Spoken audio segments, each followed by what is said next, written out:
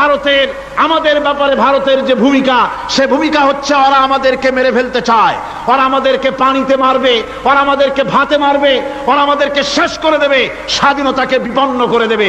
এজন্য আজ এই বিশাল জনসমুদ্রের কাছে প্রশ্ন করি, যদি প্রয়োজন হয় আমাদের চির দুশ্মন ভারতের বিরুদ্ধে যদি লড়াইয়ের প্রয়োজন হয়, তোমরা সবাই প্রস্তুত থাকবে।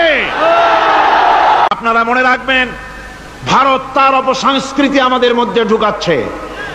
বাংলাদেশের মধ্যে মঙ্গল প্রদীপ দিয়ে অনুষ্ঠান শুরু হয়ে গিয়েছে, মঙ্গল প্রদীপ দিয়ে অনুষ্ঠান শুরু করা হচ্ছে। তারপরে নববর্ষ উদযাপনের জন্য হিন্দুয়ানি কায়দায় উদযাপন করা হচ্ছে। সাব গেমস শুরু করা হলো, কোরআনে কারীম তেলাওয়াত করা হলো না। সেখানে বর এবং বধূ বানানো হয়েছে, তাতে টোপর পরায়া হিন্দুয়ানি কায়দায় করানো হয়েছে। বাংলাদেশের কলেজ ইউনিভার্সিটির সামনে মূর্তি বসানো হতেছে। সুতরাং অপসংস্কৃতি দিয়ে ভারত বাংলাদেশের উপর তার আধিপত্য বিস্তার করতেছে।